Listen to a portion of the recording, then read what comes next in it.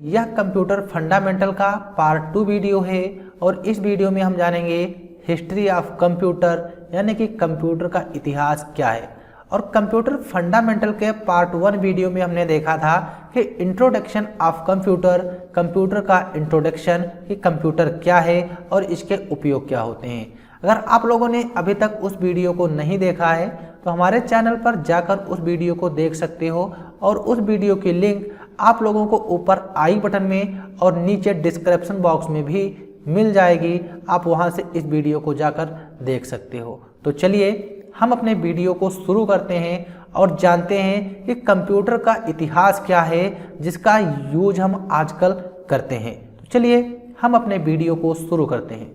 तो चलिए हम जानते हैं कि कंप्यूटर का इतिहास क्या है, यानी कि हिस्ट्री ऑफ कंप्यूटर, कंप्यूटर का इतिहास। आधुनिक कंप्यूटर को अस्तित्व में आए हुए मुश्किल से 50 वर्ष ही हुए हैं, लेकिन इसका विकास बहुत पुराना है। इसका कहने का तात्पर्य यह है कि आजकल जो हम कंप्यूटर यूज कर रहे हैं इनको आए हुए अभी तक 50 वर्ष ही पूरे हुए हैं, लेकिन इनके पहले भी बहुत कंप्यूटर आ चुके थे जिनका विकास हो चुका था। बस क्या था, उनका जो यूज था उनका यूज कुछ अलग था और उनको हम कुछ अलग टाइप से यूज करते थे। कंप्यूटर का जो स्वरूप आज हम देख रहे हैं वह अचानक ही विकसित नहीं हुआ, बल्कि यह हजारों वर्षों की वैज्ञानिक खोजों और विभिन्न प्रकार के आविष्कारों से संभव हुआ है।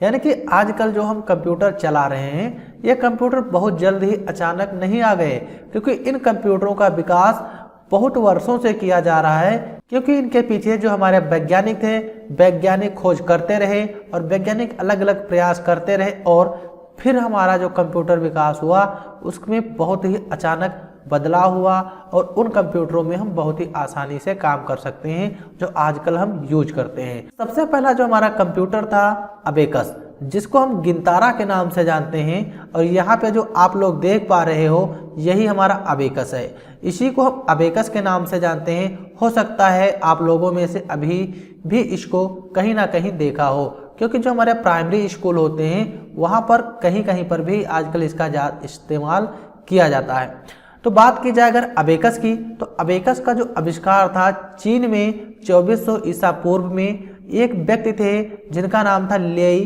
के चेन के द्वारा इस अबेकस का आविष्कार किया गया था। जो अबेकस था, अबेकस का प्रयोग जोड़ यानी कि एडिशन करने में, घटाने यानी कि सब्ट्रैक्शन के लिए किया जाता था। इस यंत्र का उपयोग केवल जोड़ने और घटाने के लिए ही किया जाता था। और जब अबेकस पहले था नहीं, यानी कि अबेकस से पहले लोगों के पास गणनाओं के लिए अपनी उंगलियों और पैरों की उंगलियों और पत्थरों का उपयोग करते थे। यानी कि इसके कहने का तात्पर्य यह है कि जब हमारा अबेकस यंत्र था नहीं तो उसके पहले जो गणनाएं होती थी व्यक्ति अपनी उंगलियों और पत्थरों की सहायता से कैलकुलेशन करते थे। यानी कि अगर जोड़ना होता था या घटाना होता था तो वह पत्थर और उंगलियों की सहायता से ही वो चीज़ें कर पाते थे। तो सबसे पहला हमारा अबेकस का ही विकास हुआ था। फिर अबेकस के बाद नेपियर बोन्स, यानी कि नेपियर बोन्स एक यंत्र था जो यहाँ पे आप लोग देख पा रहे हो, एक डिवाइस थी, इसका यूज किया गया, यानी कि इस मशीन का आविष्कार किया गया था। तो नेपियर बोन्स एक मैकेनिकल गणना करने की डिवाइस या मशीन है। इसका उपयोग अंकों की गुणा और भाग के लिए किया जाता है। यानी कि जो अबेकस था, अबेकस का उपयोग जोड़ने और घटाने के लिए किया जाता था, लेकिन जो नेपियर बोन्स एक मशीन थी इसका उपयोग केवल गुणा और भाग करने के लिए ही किया जाता था। यह हाथी दांत, लकड़ी या धातु से बना होता था। यानी कि जो मशीन है ये मशीन हाथी के दांत से, लकड़ी या फिर एक धातु से बना होता था। इसे जॉन नेपियर ने 1617 में आविष्कार किया था। यानी कि इस मशीन का जो आविष्कार था, इस मशीन का आविष्कार एक जॉन नेपियर नाम के वैज्ञानिक थे। इन्होंने 1617 में इस मशीन का आविष्कार किया था और इस उपकरण में उन्होंने गुणा भाग करने के लिए 9 अलग अलग तरह की चिन्हित हड्डियों का इस्तेमाल किया था। ये आप लोग जो मशीन देख रहे हो, इस मशीन का उपयोग गुणा भाग करने के लिए किया ही जाता है, लेकिन गुणा भाग करने के लिए इस मशीन में 9 अलग अलग प्रकार की हड्डियों का इस्तेमाल किया गया था, तभी ये मशीन बनाई गई थी। इसलिए यह गणना उपकरण नेपियर बोन्स के नाम से जाना जाता है। बोन्स का मतलब होता है हड्डी, क्योंकि इस मशीन को हड्डी के नाम से बनाया गया, इसीलिए बोन्स एक हड्डी होती है और नेपियर यानी कि जो वैज्ञानिक थे उनका नाम था, इसीलिए नेपियर बोन्स के नाम से इस मशीन को हम जानते हैं। यह दशमलव बिंदु को इस्तेमाल करने वाला पहला उपकरण था, यानी कि जो दशमलव पॉइंट होता है उसका इस्तेमाल इसी मशीन में किया गया था सबसे पहले। यहाँ पे इसीलिए बताया गया है यह दशमलव बिंदु का इस्तेमाल करने वाला पहला उपकरण था। ये हमारी नेपियर बोन्स। आप लोगों को अच्छे से समझ में आ गया होगा कि इसका आविष्कार किसने किया और ये कब बनाई गई और ये किस लिए बनाई गई और इसको किस तरीके से डिजाइन किया गया। फिर इसके बाद है नेक्स्ट पास्कलाइन, यानी कि आप लोग यहाँ पर जो डिवाइस देख रहे हो इसको हम पास्कलाइन के नाम से जानते हैं। 17वीं शताब्दी की शुरुआत में गणितज्ञ दार्शनिक ब्लेज पास्कल यानी कि एक ब्लेज पास्कल वैज्ञानिक थे। उन्होंने 1942 से लेकर 1944 के बीच में एक मैकेनिकल कैलकुलेटर का आविष्कार किया, यानी कि जो मशीन दिखाई दे रही है इसको बनाने में 1942 यानी कि 1942 से स्टार्टिंग हुई और 1944 में इस मशीन को पूर्ण रूप से बना लिया गया था। ये एक मैकेनिकल कैलकुलेटर थी, इसीलिए 1942 से 1944 के बीच में इस मैकेनिकल कैलकुलेटर का आविष्कार किया गया, जिसका नाम पास्कलाइन रखा गया और इसे अर्थमेटिक मशीन या फिर पास्कल कैलकुलेटर भी कहा जाता है। ये मशीन जो आप लोग देख पा रहे हो इसको हम अर्थमेटिक मशीन के नाम से या फिर पास्कल कैलकुलेटर भी कह सकते हैं। यह एक मैकेनिकल और ऑटोमेटिक कैलकुलेटर है। उन्होंने इसका आविष्कार उनके पिता की मदद करने के लिए किया था, यानी कि जो मशीन है इस मशीन को इन्होंने अपने पिता के लिए बनाया था, क्योंकि जो इनके पिता थे इनके पिता रुआन में टैक्स अकाउंटेंट थे, यानी कि टैक्स अकाउंटेंट का काम करते थे। इसीलिए इन्होंने अपने पिता की सहायता के लिए इस पास्कलाइन मशीन को बनाया था। इसका उपयोग जोड़, घटाव, गुणा और भाग करने के लिए किया जाता है। यानी कि इसके पहले जो हमारी मशीनें बनाई गई जैसे नेपियर बोन्स और अबेकस में केवल जोड़ घटाने का काम होता था, नेपियर बोन्स में केवल गुणा भाग करने के काम होता था। लेकिन जो पास्कलाइन मशीन थी, पास्कलाइन में हम जोड़ भी कर सकते थे, घटाना भी कर सकते थे, गुणा और भाग, यानी कि इस तरीके के चारों काम कर सकते थे। ध्यान रहे इन्होंने केवल अपने पिता के लिए इस मशीन का आविष्कार किया। फिर जब ये ज़्यादा प्रचलित हो गई तो आम जनता के लिए भी इस मशीन का उपयोग किया जाने लगा। फिर इसके बाद नेक्स्ट है डिफरेंस इंजन। आप लोग यहाँ पे जो देख रहे हो एक तस्वीर, यही हमारी डिफरेंस इंजन एक मशीन है। यानी कि जो डिफरेंस इंजन है, डिफरेंस इंजन का आविष्कार 1822 में चार्ल्स बैबेज के द्वारा किया गया था। इस मशीन का आविष्कार 1822 में चार्ल्स बैबेज ने किया, जिनको आधुनिक कंप्यूटर का जनक कहा जाता है। यानी कि जो चार्ल्स बैबेज हैं, आधुनिक कंप्यूटर का जनक चार्ल्स बैबेज को कहा जाता है, या फिर हम कह सकते हैं कंप्यूटर का जनक हम चार्ल्स बैबेज को ही कहते हैं। इन्होंने ही इस मशीन को बनाया था। इस मशीन के द्वारा विभिन्न बीजगणितीय फलों का मान दशमलवों को 20 स्थान तक शुद्धतापूर्वक ज्ञात किया जा सकता था।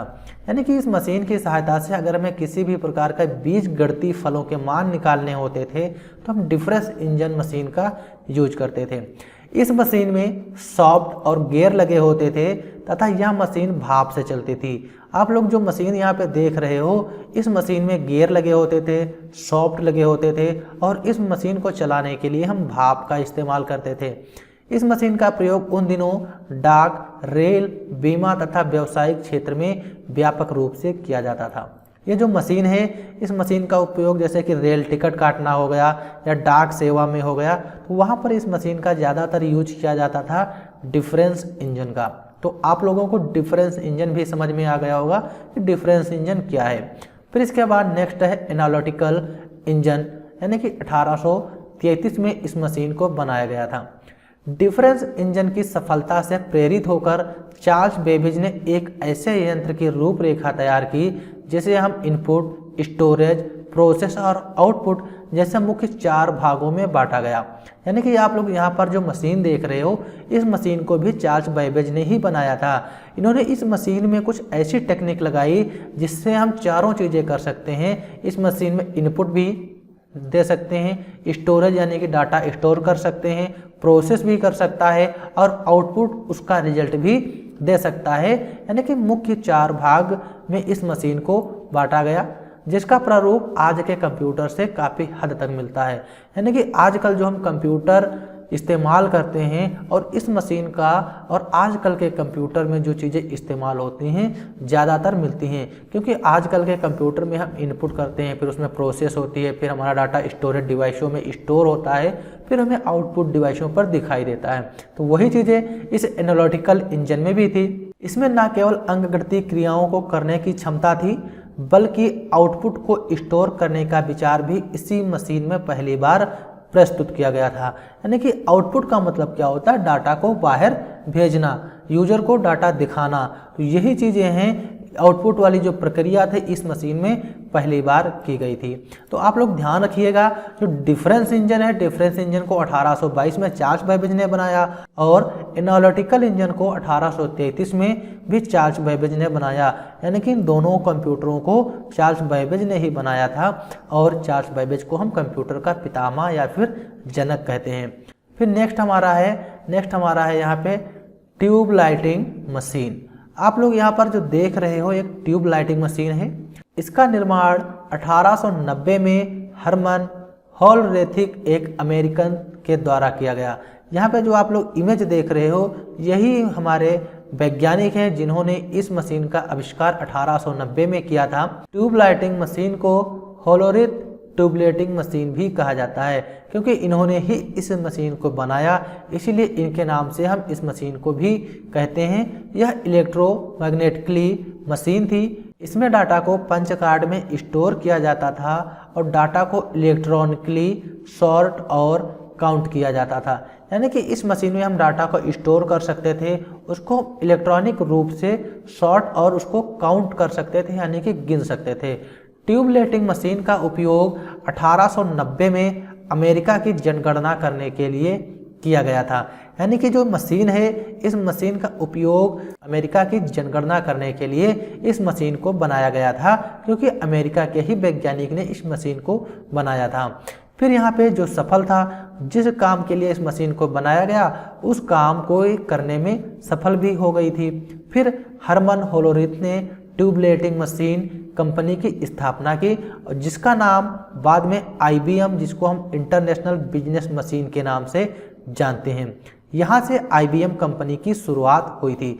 जो हरमन हॉलोरेथ एक वैज्ञानिक थे, इन्होंने इस मशीन को IBM के नाम से एक अलग मशीन बनाई और यहीं से IBM कंपनी की शुरुआत हुई, जो कि आज दुनिया में सबसे प्रसिद्ध और सफल कंप्यूटर कंपनी में से एक है, और इसको हम बिग ब्लू के नाम से भी जानते हैं। और आजकल ज़्यादातर जो हमारे कंप्यूटर होते हैं ये IBM जो कंपनी है उसी कंपनी के द्वारा बनाए जाते हैं, और यह कंपनी बहुत फेमस कंपनी है जो कंप्यूटर बनाने में अपनी अहम भूमिका निभाती है। फिर नेक्स्ट है हमारा मार्क 1 कंप्यूटर।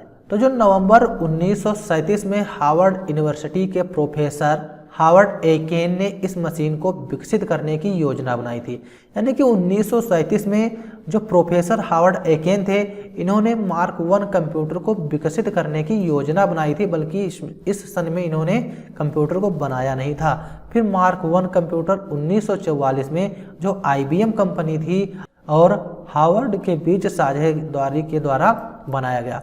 यानी कि 1944 में मार्क 1 कंप्यूटर को बनाया गया था। IBM और हार्वर्ड दोनों कंपनियों के बीच साझेदारी के द्वारा मार्क 1 कंप्यूटर को बनाया गया, और यह विश्व की पहली इलेक्ट्रोमैकेनिकल कैलकुलेटर मशीन थी। जो हमारी मार्क 1 थी, मार्क 1 विश्व की पहली इलेक्ट्रोमैकेनिकल कैलकुलेटर मशीन थी, और अगले कुछ वर्षों में हार्वर्ड एकेन द्वारा ऐसे 3 मशीनें विकसित की गईं, जिनका नाम मार्क 2, मार्क 3 और मार्क 4 रखा गया। मार्क 1 कंप्यूटर को हार्वर्ड एकेन ने योजना बनाई थी, और IBM और हार्वर्ड के बीच एक साझेदारी के द्वारा इस कंप्यूटर को 1944 में बनाया गया। फिर इसके बाद हमारा जो कंप्यूटर विकसित हुआ, ENIAC कंप्यूटर विकसित हुआ, जो आप लोग यहाँ पर तस्वीर में देख रहे हो। जो ENIAC कंप्यूटर है, इसका पूरा नाम होता है electronic numerical integrator and computer ध्यान रहे आप लोग इस फुल फॉर्म को अच्छे से याद कर लेना, क्योंकि यह full form most important full form है। यह पहली पीढ़ी का कंप्यूटर है, यानी कि जो ENIAC कंप्यूटर है यह कंप्यूटर की पहली पीढ़ी का कंप्यूटर है। इसका आविष्कार 1946 में पेंसिल्वेनिया विश्वविद्यालय में जे प्रोस्पर एकर्ट और जॉन मोचली के द्वारा किया गया। यानी कि जो ENIAC कंप्यूटर है, ENIAC कंप्यूटर का आविष्कार 1946 में जे प्रोस्पर एकर्ट और जॉन मोचली के द्वारा इस कंप्यूटर को बनाया गया। इसे संयुक्त राज्य अमेरिका की सेना के लिए उनकी तोपखानों फायरिंग टेबल की गणना करने के लिए बनाया गया था।